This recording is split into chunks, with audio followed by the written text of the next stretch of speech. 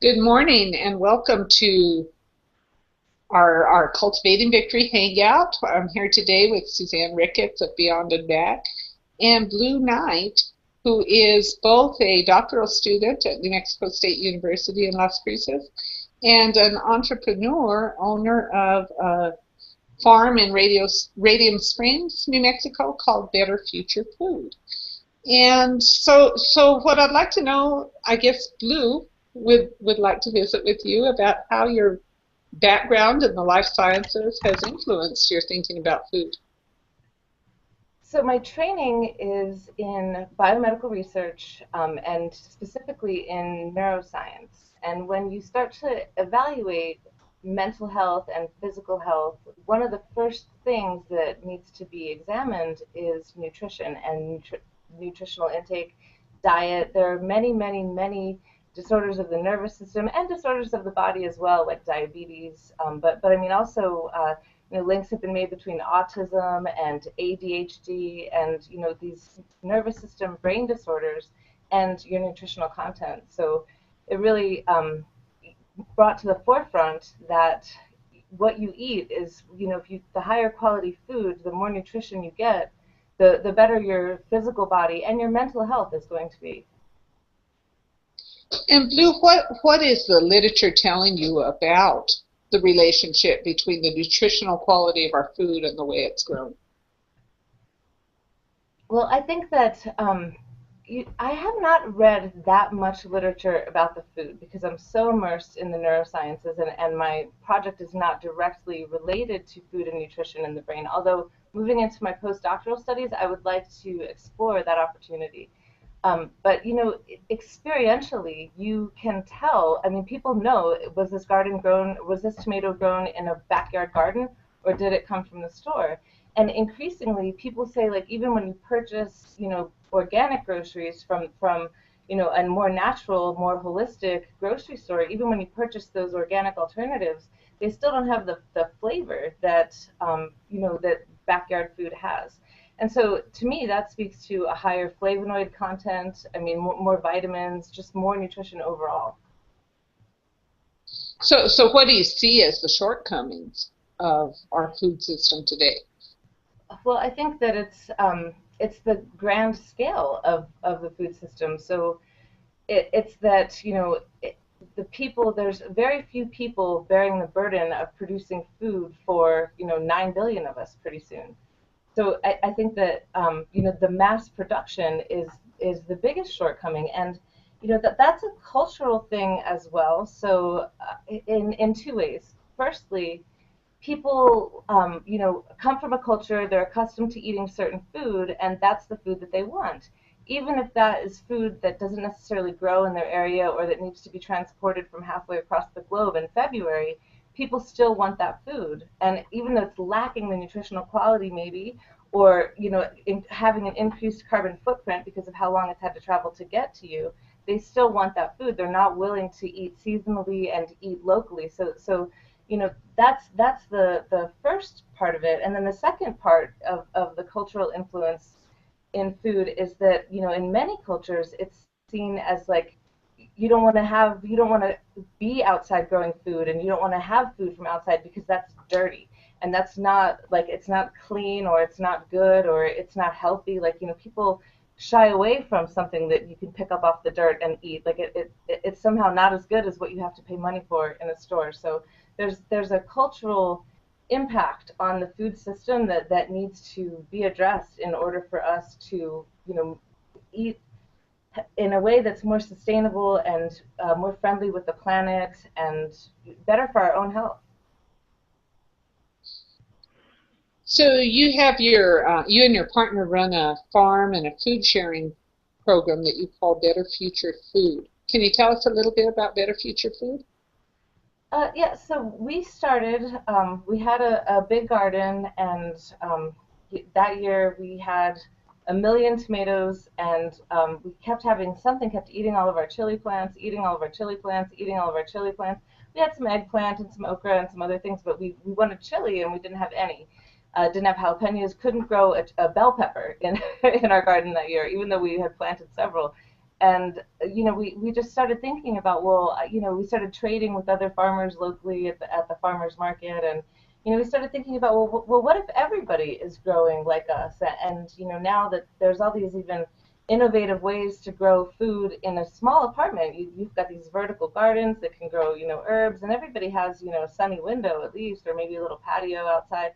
So we started thinking about how great it would be if we could all just grow what grew well for us. Because I mean, even in the same vicinity, like Mary, you're in Vado and I'm in Radium Springs, and so just that 40 mile of separation, what grows at your house might not grow at my house, and vice versa. So we can have some complementary, things to bring to each other. And so we started thinking about, well, what if everyone could do that? And what if even just the people that are in small apartments could grow basil in the window, or something that's manageable for them, and we could just all share, instead of going to the grocery store and eating an organic vegetable that was imported from North Africa. Like, why don't we just share what we can grow here, and try to work that out, and that then it keeps the food grown at a small scale. Everybody's participating, everybody becomes involved in the production of the food, you become connected to your food, and then that helps to erode some of those cultural prejudices, like growing food is dirty, and who wants to work outside, and you can't eat that, it came off the ground, and those types of things that we're facing in our food system. So I think a lot of people would hear this and say, but wait a minute, you just start sharing, and how do you price things? How do you create equal value? How do you know that the basil your neighbor is, how many sprigs of basil is worth a tomato? How does this work in a food sharing program? Well, we're small, we're starting out, and when we reach that point, I'll be so happy that we'll be there, and people will be like, "Well, I brought more than this person brought."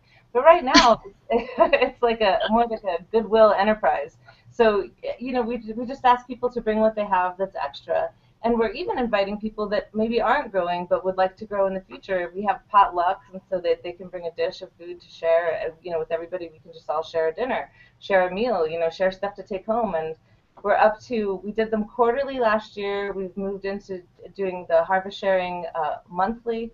And then right now, of course, I also have food available to purchase. I do some whole share ordering, and run the club in a way that I can sell for the local farmers markets and stuff like that. But really, what we would like to do is integrate those two things so that the sharing actually takes the place of the buying. And we'll have to work on credit or tickets, or figure it out as it evolves. But I hope that it gets big enough to where we have to address that problem. Right now, it's been, just outreach, and very, no one's losing money because you only bring what you have that's extra. But at the same time, you take home, so everybody gains from the sharing right now. So you just bring what you have that's extra and take home whatever everybody else has that's extra, and so everyone is gaining. So if you're not bringing something that you're going to use anyway, then it's good. But eventually, we would like to where we're selling for farmers, and actually, instead of paying the farmers, we're just trading other groceries out. So that's where we would like to go with the food sharing program and the food club in general. But right now, the food that we pay for, our members pay for, and then the food that we share is just the food that we share. But hopefully, we'll integrate those two in the future. Okay. And I think one of the joys of entrepreneurship in general is this idea you're kind of out there on this edge, going somewhere where people have not gone before. That's actually one of the joys that got me into the research world to begin with, is the idea of discovering things that people had not discovered before. And and so I just kind of enjoy seeing how you are playing both ends, as a scientist with your doctoral work, and as an entrepreneur with Better Future Food.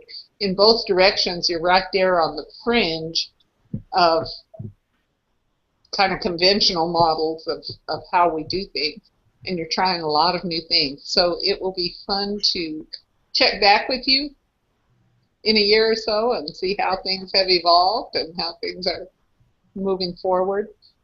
In general, tell me about the name. What do you see as a better future for food? Well, I mean, for me, it really is the small scale food production. I mean, I think that, if you can't water all your plants every day, then your farm is too big. So to me, it is, um, I think if everyone just participates and gets involved in their food and in knowing where their food comes from, and that, ice cream doesn't necessarily come from an ice cream truck. There's a process that's involved in food every step of the way, and so getting people involved is the better future for food, and it's, gets people more, raises their awareness about what they're eating and how was it grown and how was it produced, and do I really want to eat that, and if I don't know how it was grown, do I trust that, is that okay? And so when people start to participate in growing their own food, I think that is, the way that it's done. And people will say, well, I can't, but I live in the city, but, and it's like, well, if you don't want to, that's okay. But really, everybody can. I mean, there's rooftop gardens. They do wonderful things in urban communities. They help dissipate the heat in the summer. They, are very, very good, and you have all that access to, rainwater and sun on the top of the roof. And so even in an urban community, I think that people growing food is the future, growing for themselves and growing for their neighbors and trading. And I think that is the better future for food. And, the way that we came up with the name, we really wanted something that was small and focused on, local and sustainable. And, if you can't get it locally, but you still want to eat it, let's buy it in bulk and, share it between us. So we only have to ship it here one time, and pay one shipping fee, and then it'll all be cheaper for all of us. So we did this whole sharing. So, when we started to do that, we went through a list of names, of potential names, and Better Future Food, we really wanted something that people would remember. And so, we say, like, we're your BFF, you know. So we wanted something that people would say, oh, yeah, BFF, I know them, yeah. So yeah, they're my BFF, too. Okay, well, Blue, we certainly, when I think back to discussions in agricultural research and agricultural sciences, even 20 and 30 years ago, there was always this discussion, once you drift into the topic of food security, both growers and researchers involved in agriculture were saying that we were lamenting the fact that people really don't understand where their food is coming from. And it's harder and harder for the growers to maintain their operations because they lack that community support that comes from working with people who understand where their food is coming from and what the concerns are that face the growers. And I think we saw that trend just grow and grow and grow over the last few decades to where a question I often ask people in presentations is how many of you listening to this talk know a farmer? Raise your hand if you know a farmer. And in some presentations, I'll have a few hands go up, but many times I'll be the only one in the room that knows a farmer. And so it's really nice to see this new wave coming through with people like yourself who recognize also from the consumer end and from the urban end that we really need to reconnect with where our food is coming from. And maybe it took people running into massive healthcare problems. Maybe it took our healthcare crisis to drive the awakening. But I think you're right. I think there is a bright future ahead for people in agriculture, and I think all of us can look forward to food that tastes a little better in the years to come. Well, I think also, Mary, if more people knew farmers, then people would be willing to pay more for their food and waste less of it, because it's really, really backbreaking work. I mean, there's to cut down asparagus, which was something I participated in this spring with a friend that has a big farm, and I went over and I sawed it down with a knife. I mean, but it's backbreaking work. You're bent over the ground sawing each little asparagus strand one at a time, and for $4 for the bunch of asparagus, or $5, whatever you pay for it in the store, you realize that it's almost not worth it to the farmer. The farmer is out there doing it because they love it. They're never going to really make money from it. It's not profitable. It's hard labor, and it takes food and time, or not food, but water and time, and also nutrition for the soil, and all that goes into producing just one little bunch of asparagus, it makes us willing, when you know a farmer, willing to pay a little more for that food because you realize the work and the love and the time and the attention that went into producing it. And I think that that's something people, they think, oh, that's too much. I can't pay that. I could go buy that at, the grocery store for 99 cents. So I'm not going to pay that for this farmer, and it's something that we don't value as much as we should. Right. And of course, we've managed to make the food products as cheap as they are in the grocery store by mechanizing the process and displacing labor and removing people out of the system. But I think it's come at a price that we're all feeling when we end up with a cancer diagnosis or an Alzheimer's diagnosis and realize that better nutrition would have made a difference in many, many of these cases. Um, so thank you so much for joining us. Keep doing what you're doing. And it's a great idea, Blue, and I hope to see it grow for you. Thanks, Suzanne. Thank you for having me. I really appreciate the opportunity.